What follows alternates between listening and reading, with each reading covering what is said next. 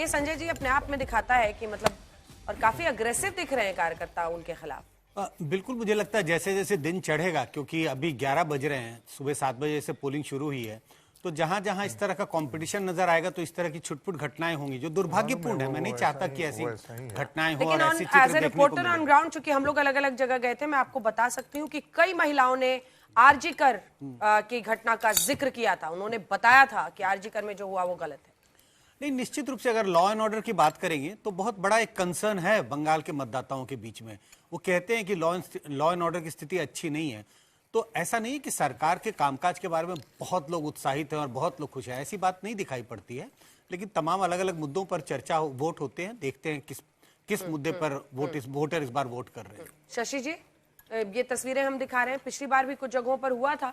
हमने देखा हुमायूं कबीर की जो सीट है वहां पर हुमायूं कबीर और टीएमसी वाले आमने सामने हो गए थे। मैं बिल्कुल इस बात से सहमत हूं कि रत्ना देवनाथ का किसी भी तरीके से घेराव नहीं किया जाना चाहिए। और यही चीजें ऐसी हैं, अगर टीएमसी हारती है तो उसकी हार का कारण बनेंगी, क्योंकि सीपीएम ने भी ये मान लिया था कि डंडे के जोर पे वो जिंदगी भर हुकूमत करते रहेंगे। इस मायने में केरल की सीपीएम अलग है उनसे। और सीपीएम के खिलाफ जब ममता बनर्जी लड़ी सड़क पर तो उनको लोगों ने हाथों हाथ उठा लिया। मुझे लगता है भारतीय जनता पार्टी आज वही काम कर रही है और इन लोगों को सोच समझकर हरकतें करनी चाहिए। एक बार आपको सुना देते हैं वहां पर जो हो हल्ला हो रहा है और उम्मीदवार रत्ना देवनाथ के घेराबंदी की खबर है। अभी शायद आवाज इसकी नहीं है, ऑडियो नहीं है, तो हम आपको नहीं सुना सकते। लेकिन ये देखिए, आगे सुनिए।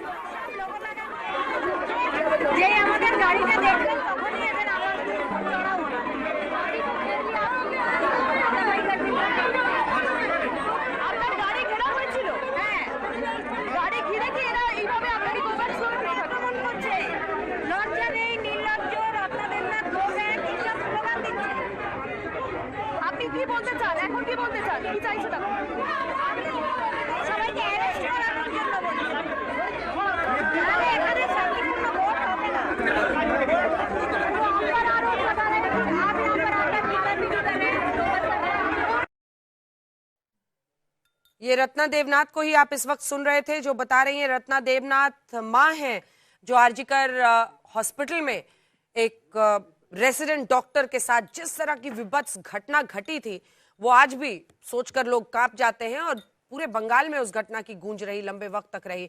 लेकिन अगर उनकी मां रत्ना देवनाथ आज पानी घाटी में आरोप लगा रही हैं कि उनको चारों तरफ से घेर लिया और इस वीडियो में कैद है कि जिस तरह का आक्रामक अंदाज टीएमसी के कार्यकर्ता उनके खिलाफ दिखा रहे हैं, वो अपने आप में बहुत ही परेशान करने वाली खबर है। और लोकतंत्र में इस तरह के विरोध की जगह नहीं हो सकती। आप नारेबाजी भी कर सकते हैं, आप किसी के खिलाफ बोल सकते हैं, लेकिन फिजिकली किसी की घेराबंदी करना या चारों तरफ से घेर लेना, ये अपने आप में कई प्रश्न उठाता है लोकतंत्र में। ये पोलिंग बूथ का निरीक्षण करने के लिए वो गई थी, जिस वक्त बताया जा रहा है उनका घेराव कर दिया गया और उनके खिलाफ नारेबाजी हुई। आपको बता दें, आरजीकर अस्पताल का जो ये कांड था, रेजिडेंट डॉक्टर थी जिसकी इतने विभत्स तरीके से वहां पर, और सबसे बड़ा आरोप तो ये लगा कि उसके बाद कवर अप करने की कोशिश की गई। पूरे जो जांच की प्रक्रिया थी, जो ताकतवर लोग इसके पीछे थे, उसको कहीं ना कहीं ढकने की, उस पर ढक्कन लगाने की कोशिश हुई। और ये शशि जी, ये अगर आप देखिए तो जो मिसेस देवनाथ हैं, ये कितनी दुखियारी महिला है। इनके साथ, इनकी बेटी के साथ जो कुछ हुआ वो अत्यंत दुर्भाग्यपूर्ण था। और आज अगर वो खड़ी हुई हैं तो ये बंगाल की महिलाओं का एक प्रतिनिधि के तौर पे उन्हें स्वीकार किया जाना चाहिए। जो बंगाल में महिलाओं की इज्जत है बहुत कम प्रदेशों में है। और अगर एक प्रताड़ित पुत्री की मां प्रतिरोध की आवाज के तौर पे खड़ी है तो उसका स्वागत करने के बजाय उसे डिमोरलाइज किया जा रहा है। इससे बुरी कोई बात नहीं हो सकती। बिल्कुल। और ये जो तस्वीरें हम दिखा रहे हैं, ये संगीत जी, बीजेपी की तरफ से कई लोगों ने उनके लिए प्रचार भी किया। मैथिली ठाकुर भी गई थी वहां पर, कई लोगों से पानीहाटी की सीट पर उनको टिकट दिया गया। लेकिन कुल मिलाकर बड़ी बात यह है कि आरजीकर के साथ भावनाएं जुड़ी हुई हैं उस घटना के साथ। ऐसी जगह पर यह करना उल्टा न पड़ जाए। देखिए, ये तो एक कॉन्स्टिट्यूएंसी की बात है अंजना जी, लेकिन पूरे मुझे ऐसा लगता है कि भारतीय जनता पार्टी को आरजीकर के मामले को जितनी गहराई से और जितनी संवेदना के साथ और एग्रेसिवली जितना उठाना चाहिए था, शायद भारतीय जनता पार्टी ने नहीं उठाया। जिसे आप कहते हैं ना, बंगाल के महिलाओं का वोट, एक अकेली ऐसी घटना थी जिसको यदि स्क्रीन पर ले करके बड़े बड़े स्क्रीन पर ले जा करके सारे लोगों को दिखाया जाता तो संभवतः रत्ना देवनाथ का टीएमसी पर एक बड़ा आरोप आ रहा है। खबर ये आ रही है कि रत्ना देवनाथ का ये कहना है कि टीएमसी शांतिपूर्ण तरीके से वोटिंग नहीं होने दे रही है, तो उन्हें ये शक है रत्ना देवनाथ को कि टीएमसी के लोगों ने मेरी गाड़ी का घेराव किया है। वो कह रही हैं अंजना जी, ये सोचिए कि जब इतने सीआरपीएफ और पारामिलिट्री फोर्सेस के बाद जब बंगाल में ये है, तो लोग यहाँ पर बैठ करके उसको भी डिफेंड करते हैं कि ममता बनर्जी के साथ वहां पर लोकतंत्र के दुर्भाग्य ही है कि रेप के मामलों में भी, इतने संवेदनशील संगीन मामलों में भी पॉलिटिक्स कभी कभी हावी हो जाती है। पानीहाटी से आशुतोष जी हम खबर दिखा रहे हैं, जहां पर रत्ना देवनाथ को, जो आरजीकर हॉस्पिटल में पीड़िता थी, उनकी मां को टिकट दिया बीजेपी ने, टीएमसी ने उनका घेराव किया है। खबर आ रही है, उनका आरोप है उनकी गाड़ी को घेर लिया गया। वहां पर जो आक्रामक अंदाज है वो आप देख ही रहे हैं।